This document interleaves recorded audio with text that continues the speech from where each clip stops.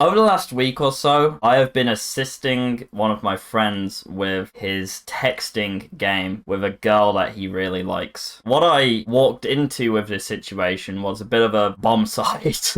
Now, to be fair to him, the logistics of the scenario, which I'm not going to go into, but I will say this much, they were a bit of a nightmare. He was up against it. But with that being said, he was absolutely fumbling the bag. He had essentially been texting her for a week straight as like besties, best friends. What's your favorite boy band? Oh, you like taking photos of flowers? That's awesome. I love doing that too. Or whatever the fuck that shit they talk. I don't know what they talk about. I know they were talking about music and shit though. They'd also been texting quite a lot. Like I'm talking like 16 messages in a row a lot. So the woman was high interest, I'll say that much, because she was texting a lot. It's just a no-go. No. Now you may be thinking, Sam, what's wrong with that? That seems good, he's doing good work, he's texting loads, she's into him. The problem is, he had well and truly firmly began his road to the friend zone, and he needed my help.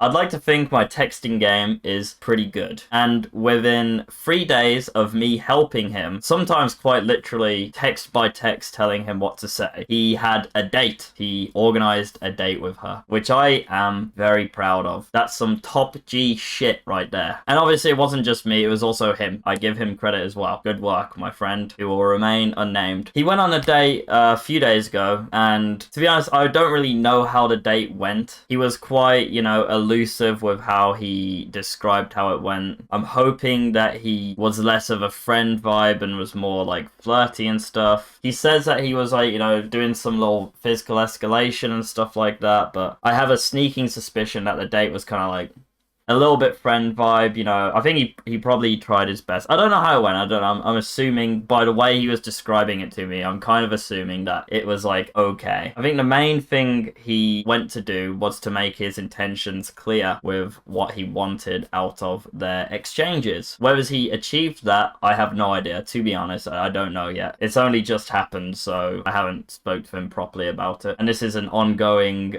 thing which is happening. So anyway, afterwards we were discussing what we were both looking for in women, what we wanted out of relationships with women. He seemingly has a very different viewpoint to me with what he wants out of women, and maybe that makes a bit more sense as to why he was texting her the way he was before as well. He seemingly wants more of a best friend vibe from a woman who shares a lot of his interests. They can do things together, they can go to concerts together, stuff like that. It sounds really cute and it sounds like really good on paper, but in my opinion, it's not realistic. It's not exactly what you want out of a relationship. It's the sort of shit you would see in like a romantic film, and it's like, oh, it's so perfect, sweet disposition, he's playing all the cute music, and oh my god, he's got her flowers, and now they're married, and now they've got kids, and fucking happily ever after and shit. I think it's sort of conditioning from romantic films. I don't think it's something you should actually strive towards in relationships. I think it's a really nice bonus, don't get me wrong. I want a girl who is smart and has interests of her own, and also shares some of my interests, some of my ways of thinking and stuff, but I also, obviously you're not going to get a best friend. And if you do get a best friend, that's where I think problems will come in. In reality, sharing interests to me comes as a secondary bonus. And it's a nice bonus. If you have a girl who you both like bird watching, I don't know why I went with that, but okay. If you both like bird watching, that's awesome. You can go do some bird watching together sometimes. If I'm going on a date with a woman, I'm not instantly probing her trying to find out if she is into bird watching with me. That's not like one of the requirements that I look for in my relationships. And I'll tell you why. It's because I do bird watching on my own, and I do bird watching with my friends, my boys. I'm still going with bird watching, whatever. Me and the boys going bird watching together.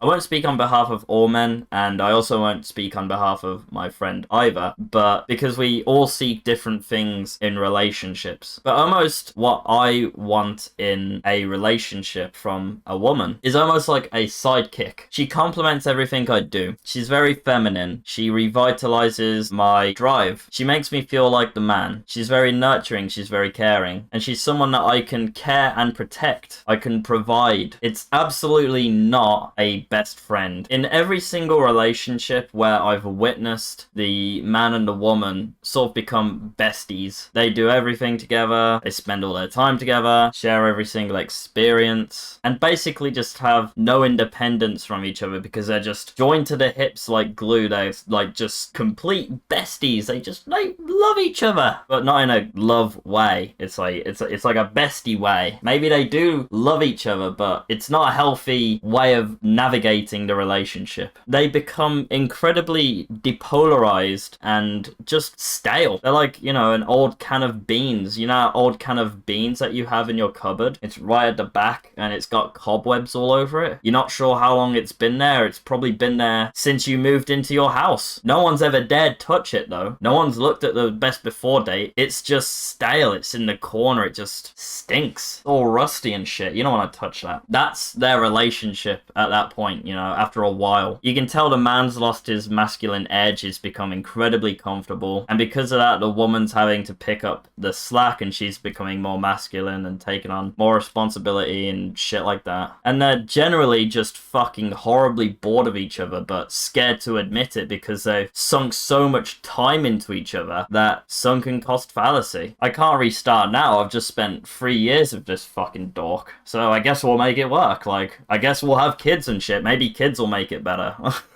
They won't, by the way. They won't. All of the magic is lost. And I think it's an incredible shame to see that. Your woman, your girlfriend, your wife, your whatever you want to label it, should not ever replace the friendships or the brotherhoods that you have. They are two very separate entities that should remain separate. There should not be overlap. Your relationship with her should be entirely different from your relationship with your friends and your brothers. Mixing and matching them will end up with the scenario I just spoke about. Depolarized, boring, stale, back of the cupboard can of beans which you're scared to touch. Like most modern day romances, to be honest. It's fucking sad, but it's true. Stale and dead. My message to you is to be very careful of this. Friendships should be fulfilled by your friends, and your relationship should be very different from that. And once again, if you share interests with your girl, which you fucking will, you don't have to like seek it out specifically, but like it's inevitable that yeah, you're gonna share interests, of course. Fucking awesome. You can do that shit together as well. That's great. But just don't go on like the extreme end of any of that stuff because again, stale can at the back of the cupboard. Alright guys, I hope this video was helpful. I'm going to start live streaming on YouTube. I was considering Twitch, but I think Twitch is a really cuck platform and I can't be fucked with it right now. Maybe I'll go to Twitch at some point, but for now I think I'll just keep my audience nice and concentrated on YouTube, so I'll do some YouTube live streaming. So you can keep your eyes peeled for that. If you want to know when I'm going live, the best way to do that is 100% by joining my Discord. It's linked in the description. And also follow me on Instagram. On the live streams, I'm not entirely sure what I'm going to be doing. I'd love to do some like community interaction stuff. I'd like to react to some of your videos and talk to you guys. Maybe we hop in Discord call one-on-one and we can like, you know, discuss a problem that you're having and maybe I can try and advise you. Stuff like that. I'd love to do stuff like that. So if that interests you, join the Discord. I'll see you guys next time.